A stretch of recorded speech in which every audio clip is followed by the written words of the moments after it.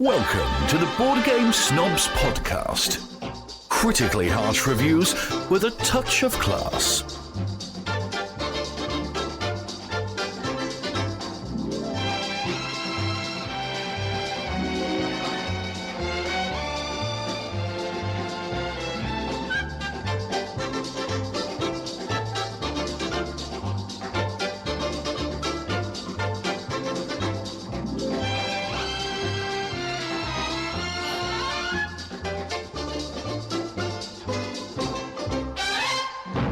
And go. This is me again, Jerry, without my headphones. Because apparently we're anti-headphones now. With me in studio. Studio Board Game Snobs. Studio BGS.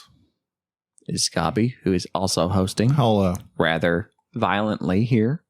After just... What do you mean? You were yelling at us prior to this beginning of this. Especially me when I was setting up my mic. Enrique's here. Because you were holding your mic. I was holding my mic. I was positioning my mic. I was trying to find the best You were doing whose line position you for were doing this podcast.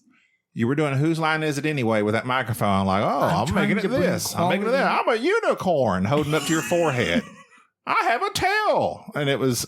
I'm Mr. Microphone Hand. Hey, Adam at least that Sandler would have been bits. content. That's not content because we're a podcast. Nobody can see you. Oh yeah, you're right. This is not a. Well, what? It's not a improv comedy sketch. This is for real. This is FR. And speaking of for real, I have to keep it FR.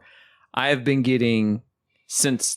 I think it was episode 192, the one with Dan Hughes ending it. Yes, it was several episodes ago now. Several episodes ago. We haven't recorded since. I have gotten scads of hate mail, which is what happens when you piss off when you anger people who collect stamps because they have the stamps to mail you things. And I have been inundated. Hate mail from all over the world. All over the world. And so I'd like to briefly explain. How much do stamps cost in Australia?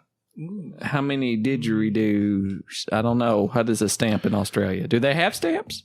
How do you pronounce a... They use pounds over there too, don't they? It's a philatelist. A philatelist is what a person is called that collects stamps. Philatelist. I don't see an R. Hang on. Phila?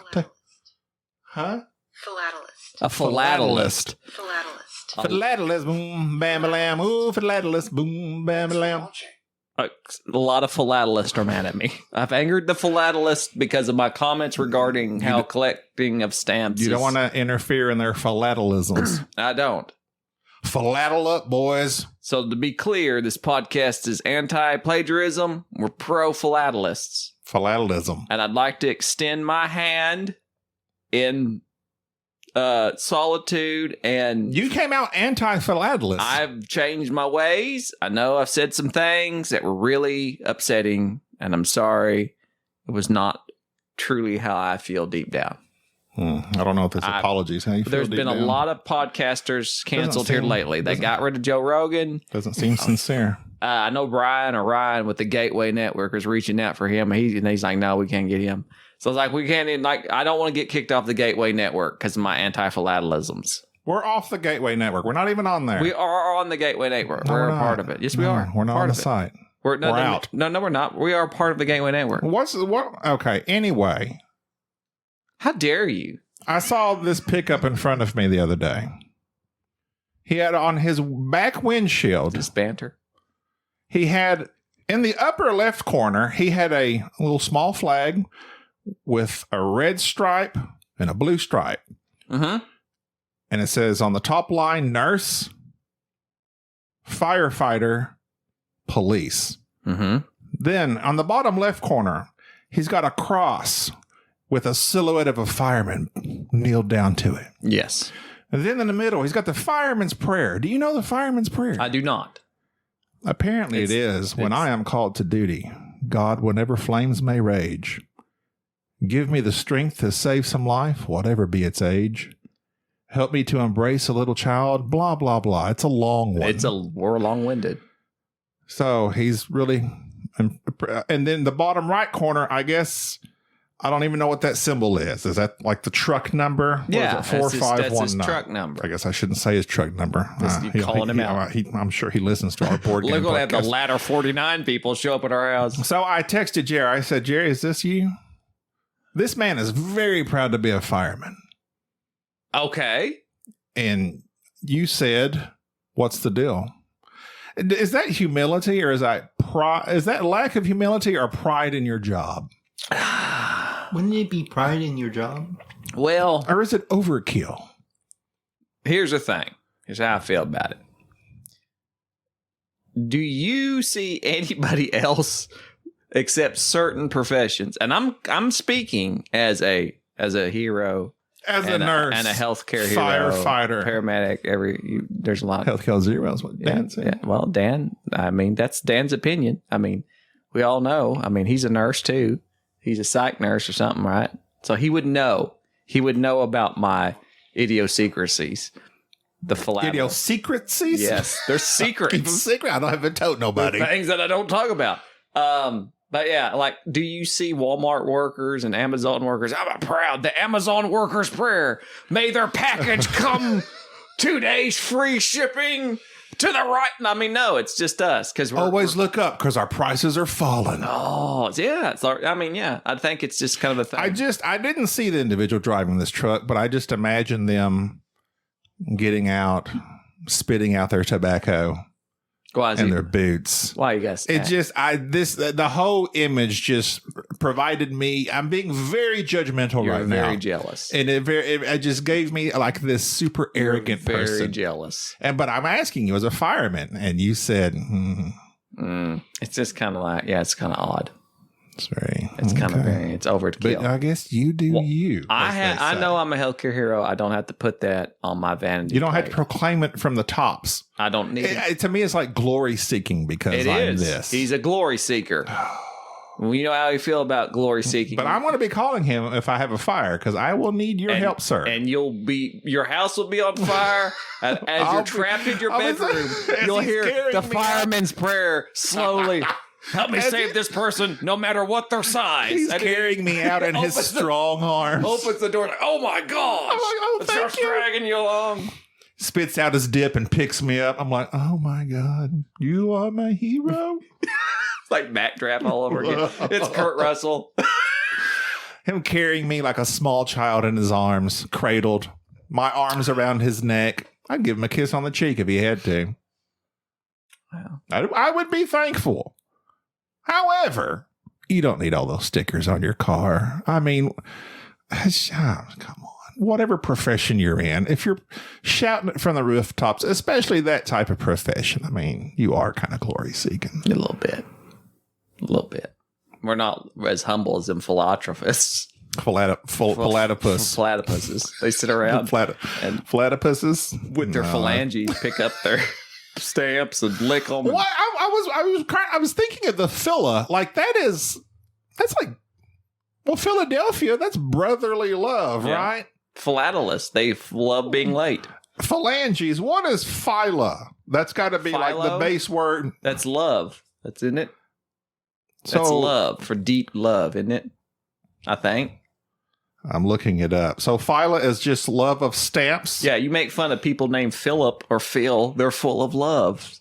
Philip is just somebody who really loves lips, I guess. Right? I don't know. I'm not good with the etymology of words. I don't see the etymology of phila. Either way, I don't want any more hate mail. Is what I'm saying. And I like how there was an outrage about me calling out some people who collect stamps, and here you are hating on firemen, and you'll get zero pushback. I say one thing about stamps, and you're like, firemen are heroes. That's not what I said. You're overrated, and nobody says a thing. See, you're twisting my words. No, I'm not twisting your words. You are twisting my words. It's on recorded. If you have it 5 stickers on the back of your pickup shouting out, "This is what I am." You hate heroes. I want to put the trucker's prayer on the back of my pickup. Please let loves be open. Let the showers be clean and the diesel dirty. And keep away the lot lizards. Nobody. Yeah, we won't get on to that. Enrique's here. Speaking of lizards. Jared Rutledge probably knows about lot lizards. Huh? They provide him plenty of employment opportunities. They spread his Enrique. Yes. Tell me about what you've been up to. Give me something to work with. What have you been up to? So we're doing the what have you been up to thing. I do. I want to know what Enrique's been up to because I think he's been doing something interesting. What have you been up to that's interesting? Look, he's looking confused. This He's IPA just I'm not kicked gonna in. lie. He's I bewildered. feel sad for him because he expects so much from He me. wants you to rise to the occasion. I expect something from you. Yeah, but this You're my foundling.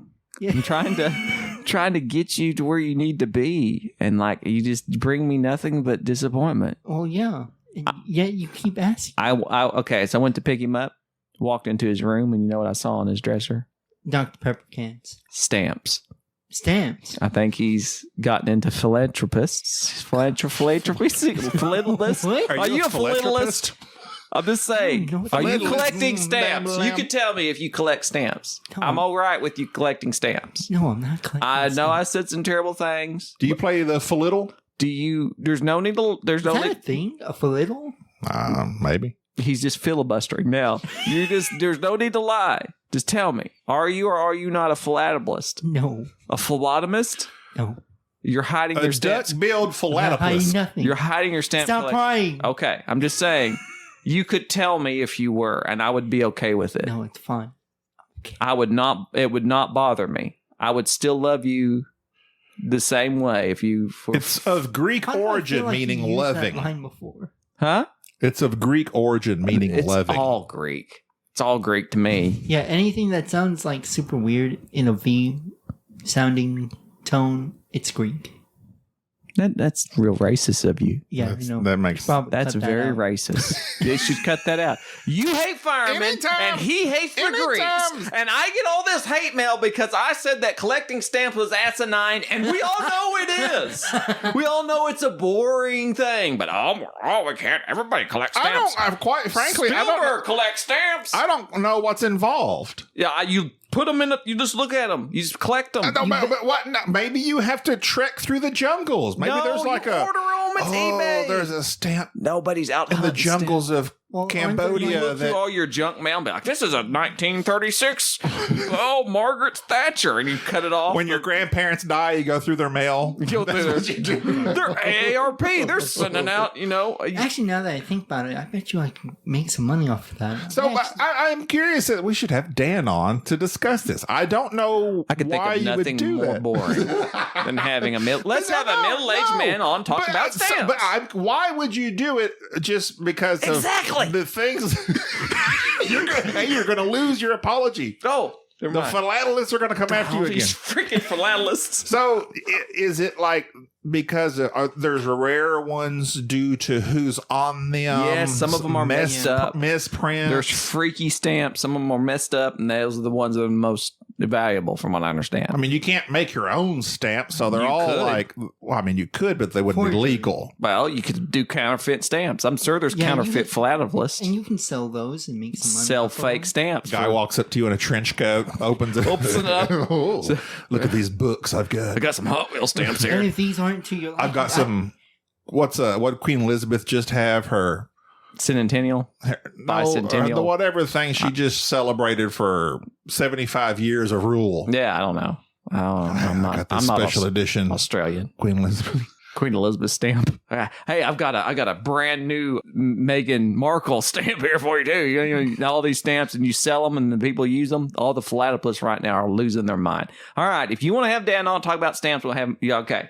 How do we get on the subject of stamps anyway? You don't listen to the podcast, but a few episodes ago, I came out pretty hateful about people who He collect was stamps. on it. He was sitting here. You with were us. here? Was I here? Yeah. Why did you stop me? It's probably when I was just dead asleep. All right, Just never- Platinum Jubilee. What? Love her. Queen Elizabeth uses the Platinum Jubilee. That is a. So you need a Platinum Jubilee stamp. I don't want that. Oh, I thought we were talking about 75 years of rule. rule. Which, I mean, rule. Come on. What does the Queen really do? They're in charge over there. What, she picks up them red boxes and Like, oh. The red boxes here gives us DVDs. I just used the red box for the first time. I was like, how do poor people watch television? And I got the... For $1, you can find the out. bank gave me a coupon that I could use the red box. And so I basically went to the dollar store. The problem is with the red box, I never returned the DVD. It was very dark as night. And I went to the red box and almost got stabbed trying to rent a movie. I did not like it. I think I'll stick to Netflix. It's not worth losing your life over 13 going on 30. That's Jennifer Gardner, isn't it? Yeah. Yeah, it is. If there was a movie that you'd risk your life to go see, upcoming, Batman, I'll just start us off. The Batman. I'm sorry, it's the Batman, not the Batman. The. THE is the. THEE is the. And we are not Shakespearean. I don't know if that's true. I said that very strongly, but I'm buying for time. I don't know. The Batman is the one that's the only movie I'm looking forward to. Said it, so you can't say it. Did you not see the trailer for Lost World Dominion? No, actually, I have not. I posted it on our saw Facebook. you, and you were like, "This is a big pile of." It's probably going to be great. I probably spoke too soon. I was wrong about stamps. I could be wrong about this. Enrique, is there a movie you're looking forward to? He doesn't to watch involve movies. Enrique in the conversation. Oh God! And stop him from chewing off his nails. No, let me chew on my nails in peace. Do you ever chew on thoughts? Sadly, no, because When you're chewing on nails, do you ever chew on thoughts at the same time, or is your mind blank? Well, it's blank because it's chewing on said nail. So therefore, how can I chew on thoughts? All his mental power is involved in mastication of the nail. I don't even. Can we? Okay. I'm going to hard merge us to Tenner's Trail by my man Martin. Wait. Wallace. I got to leave it blank in there so I can put in the hard merge noise. Okay. And now a hard merge into board games. Go. Tenner's Trail is a board game. It's a lovely board game by my favorite designer, spoiler alert, Martin Wallace. It's a bidding game, which is kind of a... Bidding is part of it. Bidding is part of it. It's the main action, really. If you don't bid on anything, you will lose. Yeah, we've discovered, as I have discovered, being anti-bidding in this game will get you nowhere. You will not be involved in the rest of the moves. It takes place in what appears to be 1800s Birmingham, somewhere in England. No, they're there where Podark was. Yeah, but Norfolk. I forget the area it's called. I don't know. It's Sussex.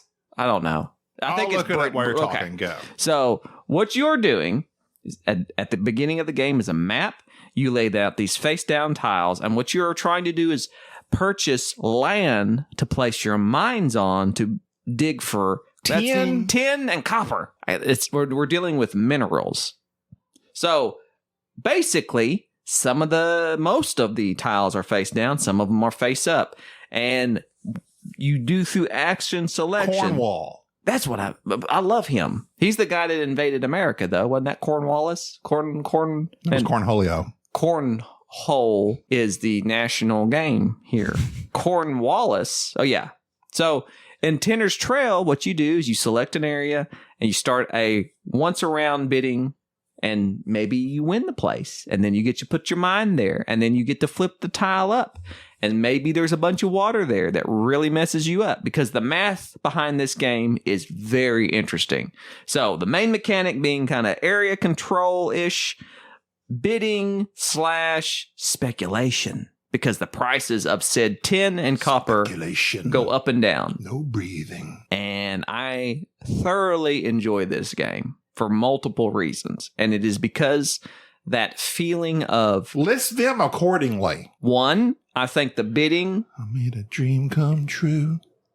...is interesting, Mr. McKnight, because one, you might not know exactly what you're bidding on. You have a limited amount of cards in your hands that you can use to improve certain areas of the board, but you can also use those cards to peek if you are the main person who started the auction, to look at the tile and see what you're bidding on. Everybody else could be bidding blind. That's an interesting mechanism. And you want to have all your mines out there. And it doesn't help to end the game with your mines still in your possession. So you want to be able to put stuff out there. And then sometimes you have things that have a lot of water on them. And to remove those precious minerals, it costs however many cubes of water is there. That's how much money it costs to remove each mineral. So if there's 3 water cubes, it costs $3 per or to remove. So you have to get rid of the water. How do you do that? You take various actions to place minors, not young children, but minors. Minors. Minors? Am I saying that? Not Worker miners. workers, miners with coal on their, those types of miners. People in which go into mines Miners. and harvest. Minecrafters. Minecrafters. Minecrafters? Yes. That's the best that you could come up with that? I couldn't think of another way. All I didn't right, want people we'll to. roll with it. I didn't want to keep saying miners because it makes people think. Mining is like one of the most dangerous jobs in the world. And I don't. Yeah. Right? Right. But yet, if I say miners, But it if you makes. got a good vein in there, you got to get that vein out. If you say minors, it makes you think that people think that you're pro child labor, which we are not. But at the same time, kids like Minecraft. They crave mining. They crave the caves. Minecrafters mining the Minecraft world. What I'm saying is we should consider sending our children to the mines Put a pickaxe in their hand. at Cornwall. Just let them go at it. What could go wrong? Remember Dig Dug? That'd be like Dig Dug, just tearing it up. And here we are with Minecraft. They could do it. Why are we wasting all this labor? You know how exciting it would be to be in a mine, like you see a big vein of gold or tin doesn't seem like that. But when it's selling for 7 ducats or pounds, whatever they use in Cornwall, that's exciting. Major. It's a major. Money. Have you It's major money. Have you ever Minecraft? I Minecraft with my minors, my children, my minor children at home. I know you do. Do you Minecraft? I do not. It's very exciting when you find diamonds. It is very Gold is exciting. not that exciting. Gold is garbage. Gold Sadly. is not great. It's Does like a one-time use. when Kaya finds a diamond, does she say that's my best friend?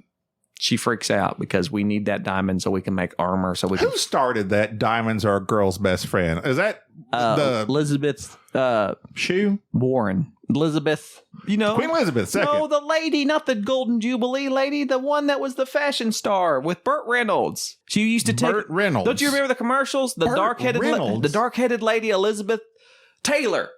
Oh, wow. She walked in. She took those diamond earrings off. Is that Jared Jewel? Jared? No, that's No, a it's local. not Jared. She took the earrings off. Says these always gave me luck, but she didn't say it in such a manly voice. She was pretty husky. She had a husky voice. Oh, okay. I thought we were fat shaming. So that's another thing. Hey, fat shaming. Hey, fireman. And now I'm the one that's getting You're all the always hate. fat shaming. I do not. I stopped. You have lost a lot of weight. Actually, I think like anytime that I love fat people. My best friend. Look.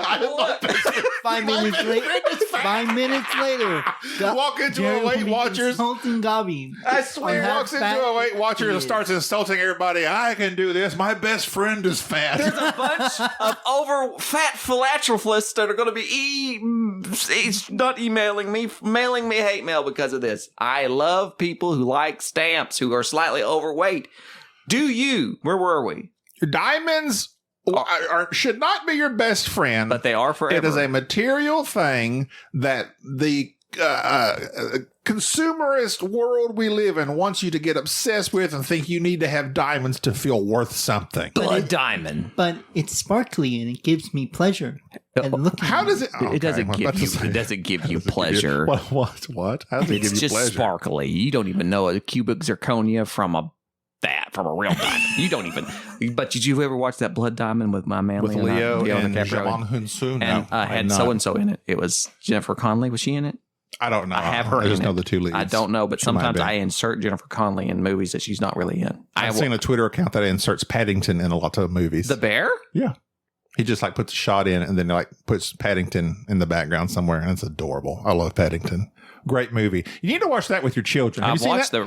the live action Paddington. Yeah. Yes. Both movies, because the second one will make you cry. That was like the one that has the perfect Rotten Tomato score. Yes. Yes. It's I have amazing. cried. I'll tell you what's not as good, but is good because it's got my guy, General Hux. Drumhole Gleason. Drumhole Tree Gleason is the Peter Rabbit one. It's got Peter Rabbit. I've not it's seen not that.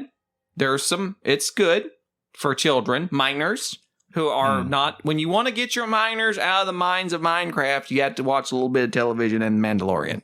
Anyways, Tinner's Trail is not the best bidding game I've ever played. It's not solely about bidding. It's action selection, and it's got a various smattering of other little small mechanics such as the speculations that take place in Sussex, and also how Martin Wallace puts that twist on scoring. For instance, at the end of each round, for which there's only 4 rounds, you sell off all of your ores, you get money, and then you spend said money if you want to buy victory points. And if you were the first person to pass out of that round to stop taking actions, your money's worth a little bit more in those investments. So for instance, $10 will get you 22 points, whereas the guy who left the round the second, his $10 might only get him 20 points or 21 points. And so do you spend all your money buying victory points now? Because you're going to need that money to win bidding in the next round. If I recall our first conversation about this game, after we played it one time, You hated it. I think you said it was the quintessential bidding game. You raved on it way more than you are right now. I feel like maybe your second play changed. He was in love. No, I didn't say it was the quintessential bidding game. I did like it. I do like it. But there's some... Did something change? No. Between the first... You don't remember what I said because you don't even remember what you said. You hated it, didn't you? I did not hate it. I remember you hating it. No, I did not. You hated it so much that we had to delete that episode. I did not enjoy it. You said terrible things. Would you shut up? About philanthropists and things of that nature. And firemen. The first time I played very poorly. I was trying to be skinchy with my money, so therefore I didn't win any. Skinchy? Is that not a word? That's not a word. Stingy? Stingy. Stingy. Skingy is not. Stingy is. Skinchy. That's not. Skinwalkers.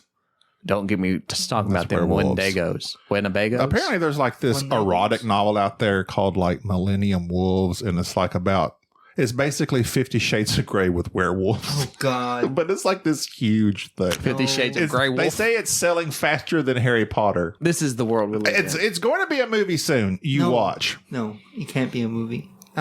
If that does happen, I might as well just stay. Who would play the titular wolf? So what was that radio jock guy that always howl? Wolfman Jack. Woo! Yeah, from the 60s or 70s? Yeah, that's who they should get. They should bring Wolfman Jack. Was he legit or was he pirate radio? He's pirate radio, and I think he's dead. Wolfman Jack. Whoa! Yeah, he's talking real gravelly. Yeah. So, Tinner's Trail, the first time I played it, played very poorly, and I spent a lot of moves, which I didn't do one time this time. I learned a lot, still lost third place.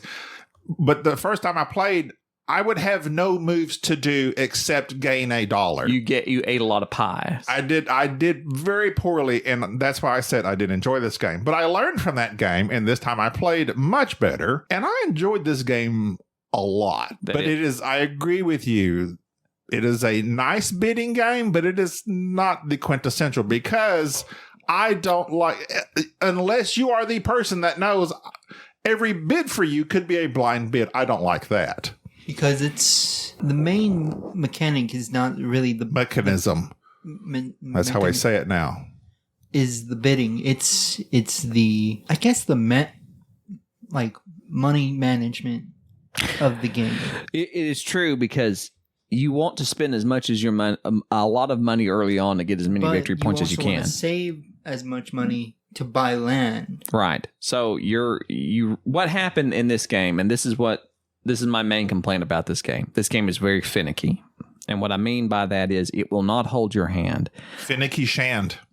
Martin Wallace, a lot of his games have this thing where everybody has to really know how to play the game. Everybody has to engage in it a certain way. And if you don't, the game doesn't necessarily fall apart, but you can let somebody else run away with it. Someone can destroy you if you play poorly. For some reason, I always did like that.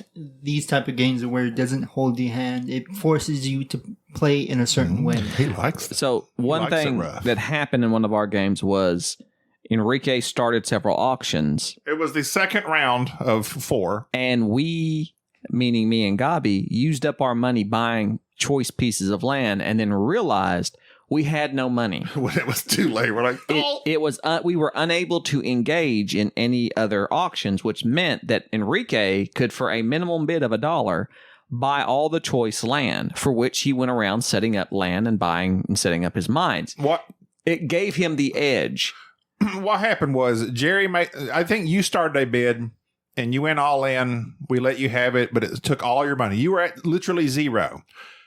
I started a bid, and I legitimately started the bid because Enrique had always overbid every play up until this point, because I wanted Enrique's amount of money to be lower than mine because there was a certain property I wanted, and I wanted to know that I could have it. But he did not. He said, take it. That took me down to $1. Enrique was like at 12. So he could legitimately buy everything for a bid of $1. And the only thing that prevents this is I believe you only have 6 mines. So at the end of the game, you're only going to have like 6 areas for which you've claimed. You can't just wipe everybody out. Correct. So that holds it up. But it is also that little thing right there is something that if players are new to this game, they don't catch on. They don't realize that the bidding can really hang you up. And also, if you spend all your money buying victory points and you start now the next round with no money because you've spent it buying victory points, yes, you're far ahead, but you have put yourself way back when it comes to buying land if you've not used up all of your mines already. So this game is finicky. It requires a lot of that money management, of being able to say, now's the time for which I have to engage in this activity. I need to start bidding, or I need to hold on to my money. Enrique won this last game we played just before this podcast, and we watched him do it. And he did 2 moves that really set him aside. One, where he was able to buy up that land cheap because he had manipulated the bidding mechanic. But 2, he held on to all of his copper, which was selling really cheap. And instead of mining it, he waited to the very last round to see if copper would increase. And the prices are set at random via a dice roll. Enrique got lucky. Copper. He was behind. Right. The whole game. Copper prices doubled. And so now Enrique spends the last round of the game just pulling copper out of the ground and selling it for twice what it was worth last round, which just shot him up. So you pull taffy, you mine copper. Either way, it's one of those Martin Wallace's games that are often, when you play one of his games, you see the brilliance in it. And this game is brilliant. It just it's not forgiving. There is not a lot of opportunities, for instance, such as his other designs, to really make a mistake. I think it's a fine game. It's not my favorite bidding game by any means. But if you do enjoy bidding and you do enjoy this managing your money, really a lot of interactions, I would say definitely more players the better. Tanner's Trail. And I feel like it has a little bit of randomness with the dice. Yes. As well. So it kind of like gives that kind of almost realistic kind of feel of the marketing. Right. Well, the dice is really the whole game. So if you hold on to your copper, so like we started off low, all the prices were super low, and I held on to mine for a round. Y'all sold in. I still came in third. But then the next several rounds, they were all high again, except for the third round, it was like $4 for the copper. And then the last round, when Enrique had all his copper, he held on to all his copper, and the copper went up. It doubled. It was $8. So he sold a buttload of copper. So the strategy, to me, one of these strategies is to just hold all of your ore until hopefully it increases to at least the last 2 or 3 numbers, 8 and 10 for copper, 6 and 7 for tin. But if it happens to bottom out, it can screw you. No. But that's just a risk you would have to take. But this is the brilliance of Martin Wallace. That's not correct, because Martin Wallace does this thing with math. And it drives me insane when I see games do something like that, where the path is very obvious in terms of the scoring. So very similar to Railways of the World, which I think is Dan Hughes' favorite game, my dear friend. Whatever. He's a philatelist and you hate them. Where you gain certain amount of money, and then as the game goes on, you gain less money, but then you gain more victory points. In Tenner's Trail, the victory points that you could buy in the first round, $10 if you're in first place, nets you like 22 victory points. In the second round, it goes down. In the third round, it goes down. In the fourth round, it goes down. So what ends up happening, if you take Gabi's strategy of, I'm just going to hold on all of this until I get the most money, by the time that happens... It goes down 3 points each round. By the time that happens, that money that you have is worth significantly less victory points. So 22, 3 times 4... 3 times 3 is 9, so it goes down $9. So it goes from 22 to 13 points the last round. Either way. So you are correct. I forgot about that aspect of it. But still yet, okay, so from round to round, like if you're at a very low number on one round, you might want to hold on to it at least till the next round. Well, that's the thing, though. Because even though the points are low, the money's going to be double, and it can make up for that, possibly. But you have to be constantly buying points with said money, and you also have to be hopeful that the prices do rise for the tin and copper. So therefore, it would be more logical to mine little bits of, and then sell the tin and copper at the low price without selling the majority of all your tin and copper. You have to be very balanced in this game. You want to always be selling early to get the most victory points, but at the same time, always be selling. That's the salesman's mantra, right? And always keep enough money that you can engage in bidding. This game is very balanced, and if you go one way or the other to one extreme, you run the risk of it not paying off. Money, or having no tin and copper to sell to gain more money or to buy points. And quite frankly, I think that if you spent all of your time getting all the tin and copper and waiting to the very last round to mine these things with the hopes that the money's going to go up, you've shot yourself in the foot, because you just kind of screwed yourself because you don't know. Now, wait, do you shoot yourself or do you screw yourself? And it doesn't matter. It's either way. You're like, depends on where you're from. Anyways, Tenner's Trail. I find it interesting. You're talking about tin and copper, but coppers wear tin on their chest in the form of a star, tin star. If you're a copper, get it? I get it. Do you get it, Enrique? Enrique doesn't get it. I almost said Enrique. I forgot who he was. He's talking about bobbies, as they say in Britain. Is that what they call them? Bobbies? No, that's the guys with the big black hats. The very phallic looking hats.